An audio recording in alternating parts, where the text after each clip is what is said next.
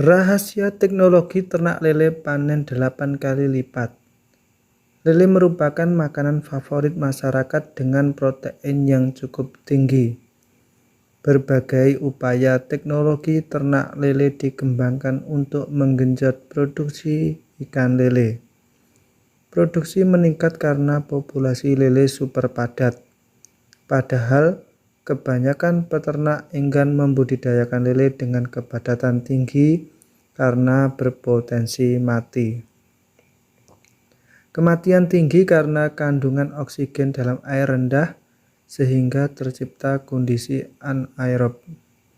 Dampaknya, dekomposisi bahan organik menimbulkan senyawa beracun seperti amonia, nitrit, dan hidrogen sulfida. Senyawa itu lebih cepat terserap insang daripada oksigen sehingga menyebabkan ikan mati. Lalu, apa rahasia lele hidup tentram di kolam kecil tapi bisa panen besar? Yuk kita kupas tuntas di channel Dong Dagi, channel yang membahas kaitan cara budidaya lele dengan baik dan benar. Budidaya lele kolam kecil tapi bisa panen banyak yaitu dengan sistem resirkulasi. Kandungan oksigen dengan sistem resirkulasi menjadi lebih baik karena adanya aliran air sepanjang waktu sehingga kondisi menjadi aerob. Dampaknya, nitrifikasi alias perubahan amonia menjadi nitrit dan nitrit menjadi nitrat berlangsung dengan baik. Oleh karena itu, senyawa beracun penyebab kematian ikan tidak terbentuk. Dengan cara itu, lele dengan padat tebar tinggi hidup nyaman. Lantas, bagaimana sistem kerjanya resirkulasi? Air di kolam itu disirkulasi sepanjang waktu yang mengandalkan pompa 125 watt untuk mengalirkan air. Jika listrik padam, maka akan memerlukan sebuah alat yaitu genset. Dari kolam air mengalir melewati talang berdiameter 10 cm menuju filter mekanik. Partikel kasar dalam air tersaring di dalam filter mekanik yang berisi susunan papan kayu. Selanjutnya, air masuk ke bak pengendapan tempat partikel halus terperangkap. Setelah itu, air dipompa ke atas melewati filter biologis yang berisi bola-bola hitam alias biobol.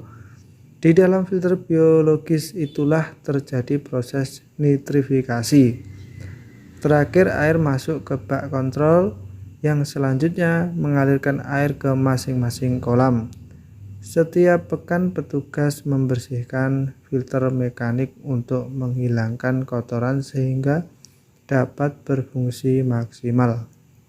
Sistem resirkulasi memiliki kelebihan dan kekurangan.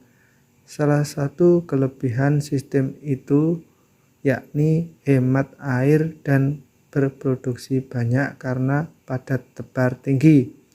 Kelemahan sistem ini antara lain mengandalkan listrik agar pompa bekerja mengalirkan air. Sistem resirkulasi ini menjadi salah satu pilihan bagi peternak ikan lele yang kemungkinan mau melakukan tebar padat. Sebab setiap daerah punya cara tersendiri membudidayakan ikan lele. Sistem sirkulasi dapat dilakukan pada daerah yang pasokan airnya terbatas.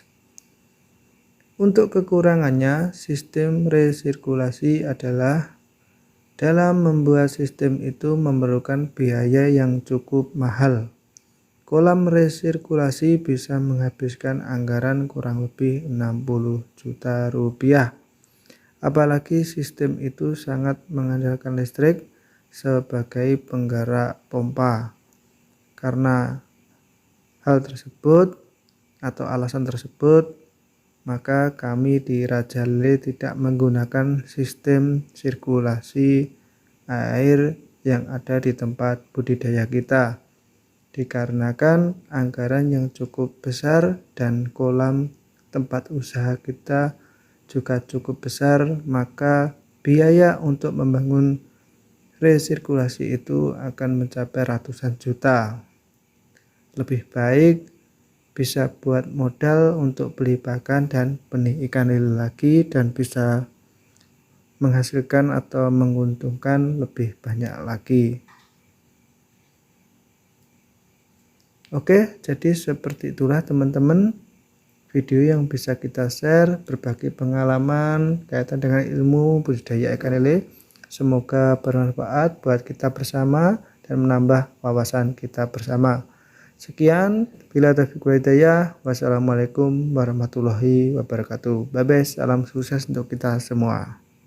Tetap semangat.